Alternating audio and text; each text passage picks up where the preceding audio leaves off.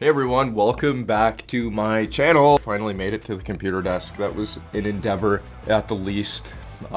Today we have stuff going on across the world, and that's the most fun thing that we can have right now. Who doesn't want to live next to our narcissistic neighbor? Who wants to live beside a fire? Who wants to step on glass when they turn around the corner? These ideas in life are something that really brings us into a cold-hearted recession inside of ourselves, and it brings back a lot of stress-related content inside of ourselves, which number one would probably be post-traumatic stuff from a really hostile environment that we live in. And if you have not yet already suffered post-traumatic stress, the idea that there's something out there really to fuck with you all the time is probably your best friend when you have that issue. And it's not something you like, it's just always there, even when, you're not really around it. And that really sucks.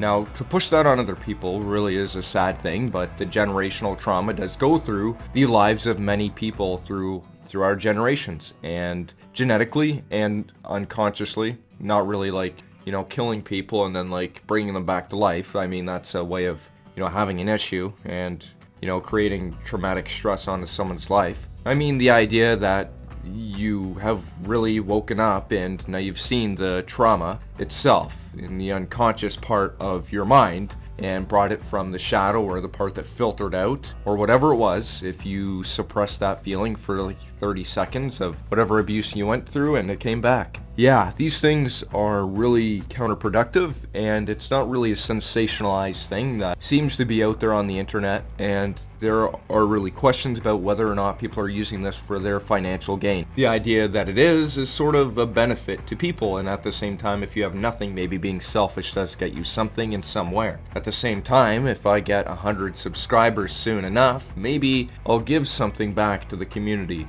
And believe you me, I like doing stuff, creating content, giving back is just really it. This is just the benefit of pushing up a little bit more and also getting out some of the ideas that I have in myself today of the creativity that never ends and explodes in my mind with a catastrophic bomb of ink every millisecond that I'm alive. And here today I have to spill that out and put it on a piece of paper. And in this case, it's the video camera speaking to a bunch of strangers that I really don't know anything about. However, if you haven't watched my other videos and you'd like to see something that's more dark and uncanny and into the part of the mind that's a little bit unwitty, and the friend beside you that's holding a gun to your head while you're sitting here trying to relax, like those are the types of things that we live through, and these are the types of things that we do to other people sometimes. And to say that you've never done anything wrong would be an understatement. To say that we live in a world where the news is throwing out a lot of stuff and people are going out there sensationalizing would be an understatement. I mean, there's countless times where people go out there and make money generating it off of the warmongering issues that are going on in life. The gaslighting beside you, if you may, the house that's on fire while you're sitting in it, just talking to a camera.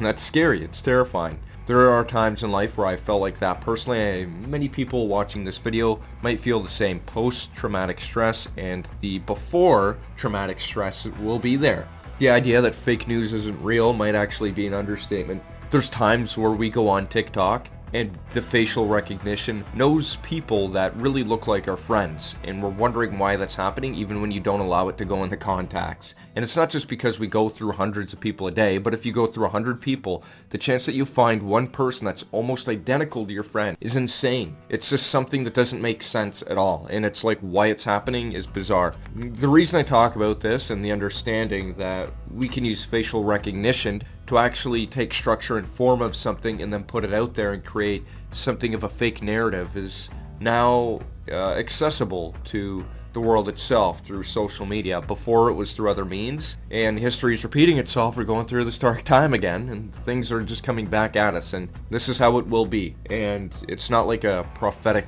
thing that I'm thinking of. It's something that many others have really thought about during their lifetime in life. For an example, there was an idea that whatever you think about can be brought up in your life later on. For an example, the last video that I made, if you want to check that out, was a book that I bought from Mark Wallen.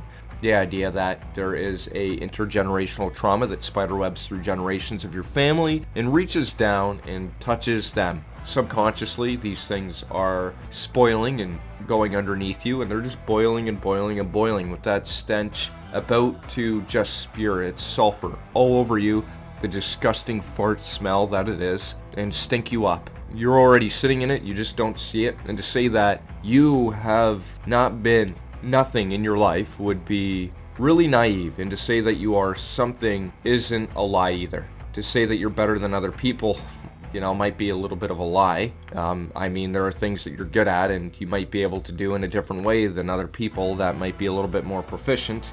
The idea that you're just going out there living through intergenerational trauma is something that is hard to fathom, and it resides in the part of the mind that we've filtered out, or we really haven't gotten brought up because of the trauma that is within. So yeah, war mongering, the fear stuff that's going on, your narcissistic friend that's always there trying to destroy you, which is the evil, and then the good part of it, which you could say is an angel, but at the same time, like, I've really only seen one side of it to the extreme. The other side I haven't.